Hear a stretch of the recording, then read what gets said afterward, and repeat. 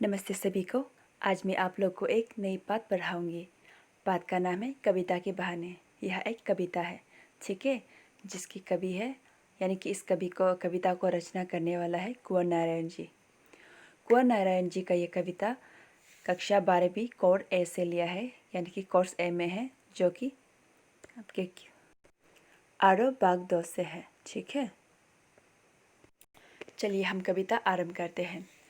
कविता के बहाने कुंवर नारायण जी की द्वारा लिखी गई एक प्रसिद्ध कविता है। कविता के बहाने यह एक यात्रा है जो चिड़िया, फूल से लेकर बच्चे तक की एक और प्रकृति है, दूसरी ओर भविष्य की ओर कदम बढ़ाता बच्चा। कहने की आवश्यकता नहीं है कि चिड़िया की उड़ान की सीमा है, फूल के खिलने के साथ उसकी परिणति निश्चित है, लेकिन बच्चे के सपने असीम हैं। बच्चों के खेल में एक प्रकार की सीमा का कोई स्थान नहीं होता। कविता भी शब्दों का खेल है और शब्दों के इस खेल में जड़, चेतन, अतीत, वर्तमान और भविष्य सभी उपकरण मात्र हैं। इसीलिए जहाँ कहीं रचनात्मक ऊर्जा होगी, वह सीमाओं के बंधन खुद ब खुद टूट जाते हैं। वह चाहे घर की सीमा हो, भाषा की सीमा हो या फिर समय की क्यों ना हो। अच्छा, कभी भी अपने बात को कहने भी किसी तरह की सीमा के बंधन में नहीं फंसना चाहते। वे बच्चों की तरह सभी को साथ लेकर चलना चाहते हैं। वे सारे संसार को अपना मानता है, सबको आत्मीयता मानते हैं।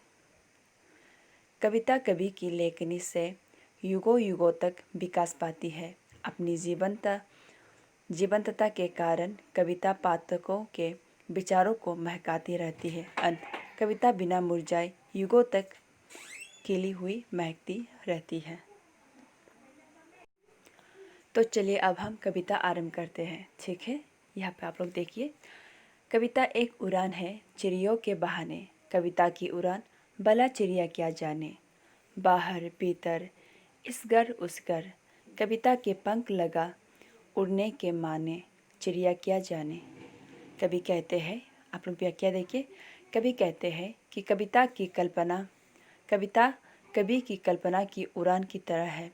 जिस तरह से चिड़िया की उड़ान है, लेकिन कि उड़ान भी एक सीमा है, यानी कि चिड़िया की उड़ान की एक सीमा होती है, लेकिन कवि की कल्पना की उड़ान की कोई सीमा नहीं होती, यानी कोई बाउंड्री नहीं होती।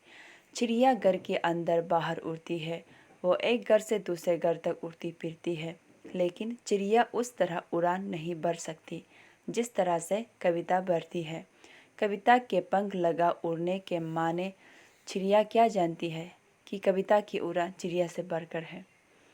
कविता के उड़ान जो है वो चिड़िया से बहुत ज़्यादा बढ़कर होते हैं। वो सदियों तक महकाती रहती है, यानी एक जनरेशन से दूसरे जनरेशन तक कविता को हम लोग पढ़ सकते हैं।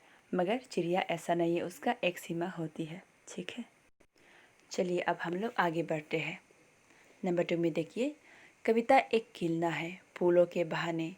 कविता का खिलना भला फूल क्या जाने, बाहर भीतर इस घर उस घर, बिना मुरझाए महकाने के बहाने, फूल क्या जाने। चलिए व्याख्या देखते हैं। कवि यहाँ पे कहता है कि कवि की कल्पना फूलों की तरह खिलती है, लेकिन फूलों के खिलने की एक सीमा होती है, अंत फूल क्या जाने। फूल बगीचे को बाहर भीतर अलग अलग उद्यानों को अपनी खुशबू से महकाते हैं। फूल सुबह खिलती है, शाम को मुरझाकर गिर जाता है। वे एक निश्चित समय में वे खिलते हैं और खत्म भी हो जाते हैं। कविता फूल की तुलना में बिना मुरझाए लंबे समय तक पाठकों के विचारों को महकाती रहती है। अंत फूल से कविता की तुलना की नहीं जा सकती, क्योंकि फूल तो जल्दी मर जाते हैं, जल्दी खत्म हो जाते हैं, लेकिन कविता युगों युगों तक रहती है, ठीक है।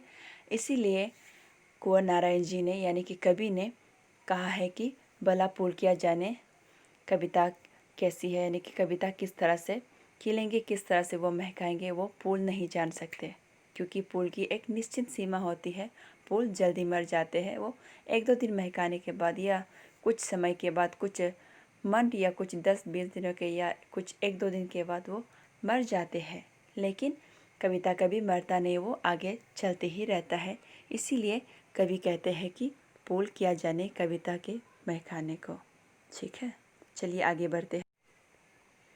कविता एक खेल है, बच्चों के बहाने, बाहर भीतर यह घर वह घर, सब घर एक कर देने के माने, बच्चे ही जाने। चलिए वाक्य देखते हैं। कवि कहता है कि कविता बच्चों के खेल की तरह है। जिस प्रकार बच्चे कभी भी कहीं भी और किसी भी तरह खेलने लगते हैं, उसी तरह कविता भी किसी भाव बंधनों की सीमा को नहीं मानती। बच्चे भी अमीर गरीबी, स्त्री पुरुष, जाति रंग भेद आदि को वो नहीं मानते, भाव नहीं रखते हैं। वो अंत कभी भी अपने बात कहने में और कहने की भी किसी भी तरह की सीमा के बंधन में नहीं फंसते हैं। वे बच्चों की तरह सभी को साथ लेकर चलते हैं। वे सारे संसार को अपना मानता है, सबको आत्मीय मानते हैं। ठीक है, यानी वो सबको इंसान मानते हैं, सबको एक समान मानते हैं। जिस प्रकार से बच्चे खेलते हुए एक घर से दो घर, यानी कि एक घर को इधर उधर से दौड़ कर वो एक घर कर देती है, ये घर को वह घर को, खेल खेल में वो सब घर को अपना घर बना लेती है, उसी प्रकार से कविता भी सबको अपना बना लेते हैं, यानी कि कभी भी अब सबको अपना बना लेते हैं। ठीक है, और जिस प्रकार से बच्चे की कोई सीमा नहीं, बच्चे के सपने की कोई सीमा नहीं होती है उसके मन में, उसके दिमाग में, तो उसी प्रकार की कविता का भी कोई सीमा नहीं होती है। वो इस घर उस घर जाते हैं और कविता भी युगों युगों तक जीवी रहती है, इस युग से उस युग तक। जैसे कि हम लोग पहले ज़माने की कविता को पढ़ते हैं, मान लीजिए कुछ हमने रामचरितमानस के, तुलसी जी के रामचरितमानस अब तक हम लोग पढ़ रहे हैं।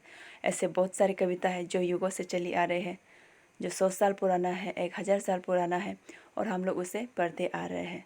ठीक है, तो कवि ने यहाँ पे इस कविता में, कविता के बहाने में उन्होंने चिड़िया को, फूलों को, कविता को एग्जाम्पल देकर बोला है कि ये दोनों कविता की तुलना करने लायक नहीं है, क्योंकि इन लोगों का एक सीमा होती है। किसका? फूलों और चिड़िया का। ठीक है, फूल मर जाते हैं, चिड़िया का भी एक सीमा होती है। बच्चे अपने घर में कोई सीमा नहीं रखती, वो इधर से उधर दौड़ते हुए, खेलते हुए दौड़ते रहते हैं। उसी प्रकार से कवि के मन में भी कोई सीमा नहीं है। जब वो कविता रचना करती है तो उसके मन में कोई सीमा नहीं होती, और उसकी कविता के लिए कोई भी सीमा नहीं होती। ना ही वो किसी को पराया मानते, वो सबको अपना मानते हैं। ठीक है, तो प्यारे बच्चों, मुझे उम्मीद है कि आप सबको यह कविता समझ में आए होंगे। समझ में नहीं आने से आप लोग मुझे कमेंट सेक्शन में ज़रूर पूछ सकते हो, मैं आप लोग को रिप्लाई करूँगी। धन्यवाद।